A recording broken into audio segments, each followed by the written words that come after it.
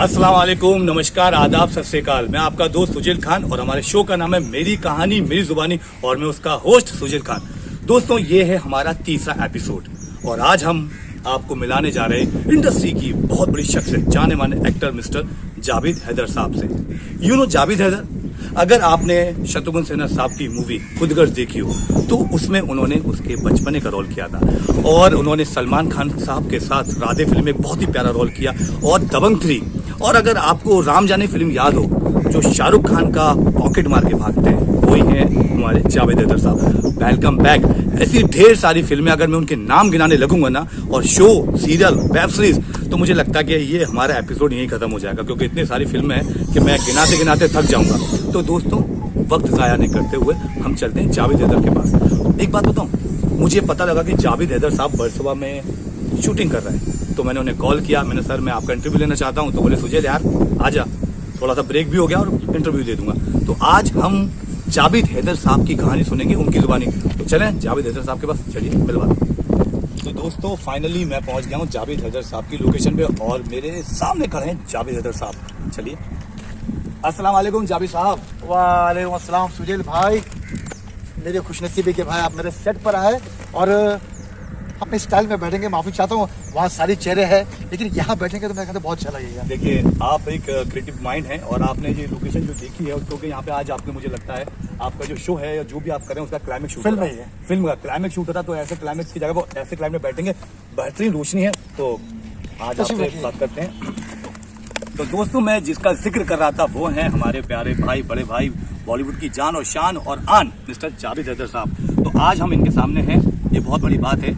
और मैं आपको ये बता रहा था कि इन्होंने न जाने कितने बड़े बड़े सुपरस्टारों का बचपना किया है। अब अगर हम इनकी कहानी अपने मुंह से बताऊंगा तो गलत हो जाएगा, तो सुनते हैं जावेद हैदर की कहानी, जावेद हैदर की जुबानी। जावेद भाई, आपका बहुत बहुत स्वागत है हमारे शो में मेरी कहानी मेरी जुबानी।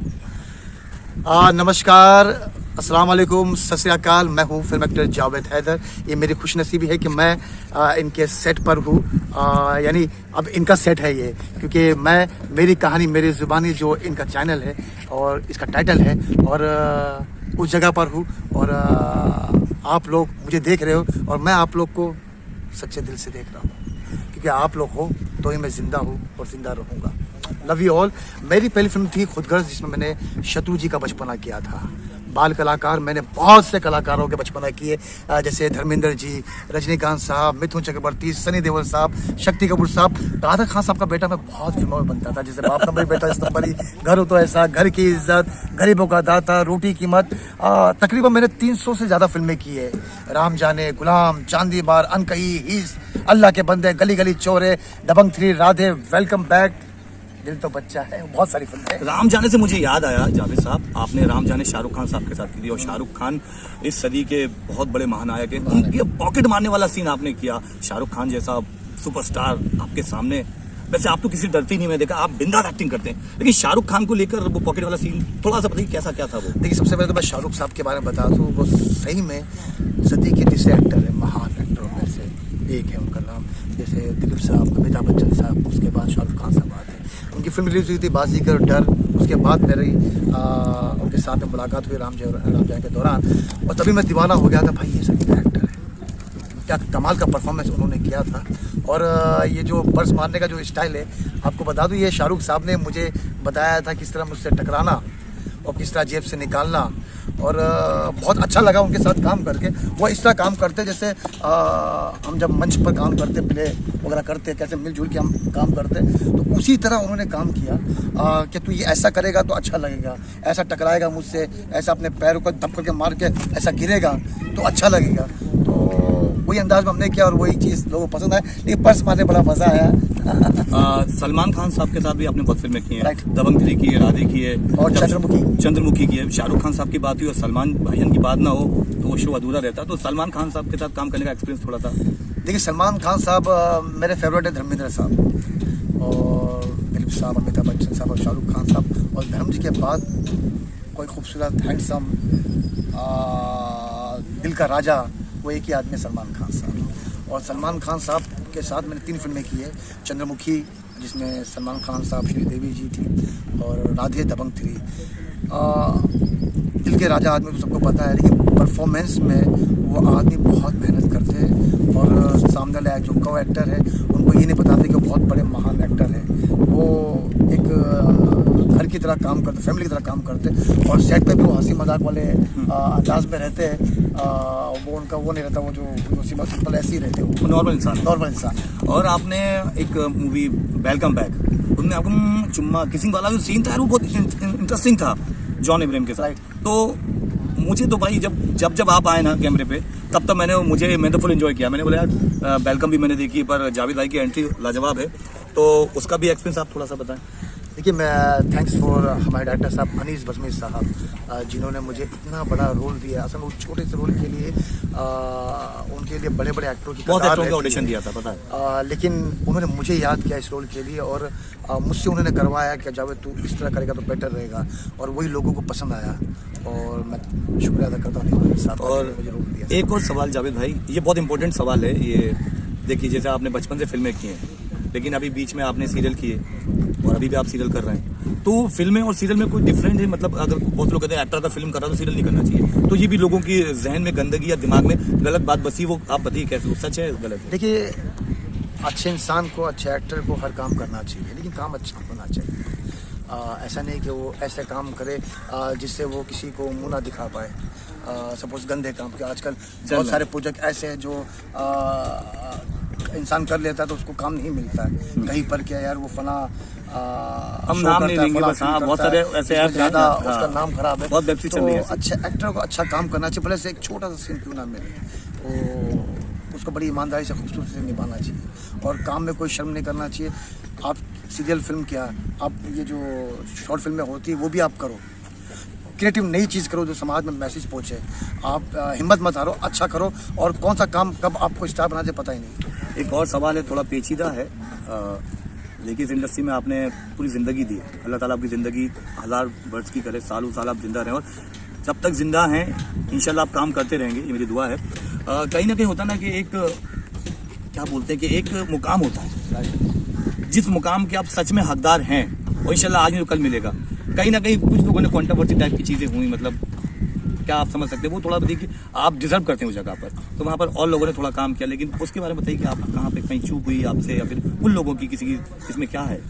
देखिए, मैं मालिक का शुक्र है कि मैं आज भी काम कर रहा हूँ, बड़ी बात। और रहा सवाल हमारा इंडस्ट्री में कोई गवर्नमेंट जॉब तो है नहीं, फिक्स नौकरी तो है नहीं। आज हम काम कर रहे हैं, कल हम 10-15 दिन बैठ भी जाते हैं, महीना भर बैठ जाते हैं। अप डाउन रहता है ये लाइफ में, और जिसको अच्छा एक्टर बनना है, नाम रोशन करना है, तो वही आदमी आ सकता है जो पैशन रखे। जो आदमी पैशन रख नहीं पाएगा वो आदमी कभी कामयाबी हासिल नहीं कर पाएगा। तो मुझे वो पता है कि हाँ पैशन रखना है।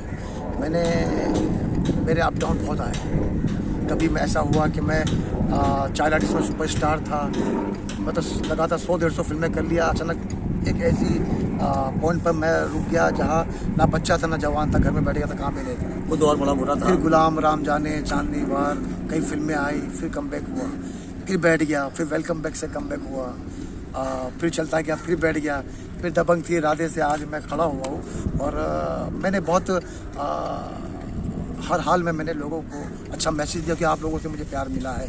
मैंने उनका जब लॉकडाउन हुआ था हालत बड़ी ख़राब थी, तो मैंने कहा था मैं किसी की मदद तो नहीं कर पाऊँगा, लेकिन हाँ लोगों को तो मैसेज तो दूँ।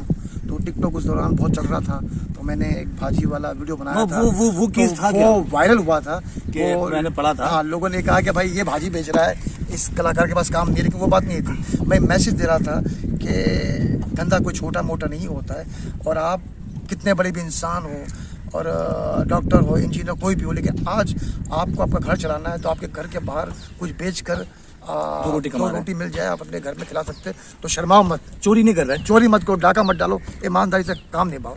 और मुझे खुशी मिली कि पूरे हिंदुस्तान ने आपको प्यार दिया।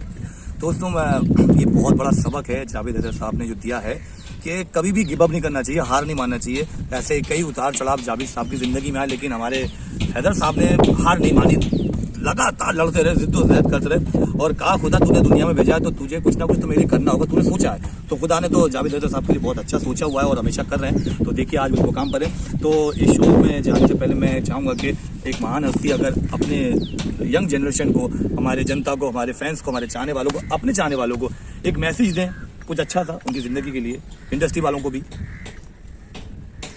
दोस्तों मिलजुल के रहो, लड़ाई झगड़ा ना करो, हंसते रहो, मुस्कुराते रहो, खुश रहो। जहाँ पैदा हो गई धरती माँ के लिए हमेशा अच्छा सोचो, मेहनत करो और कोई फ़र्क मत देखो कि ये हिंदू, ये मुसलमान है, ये फला है, ये है, वो है। हम सब एक ही, भारत माता के एक ही।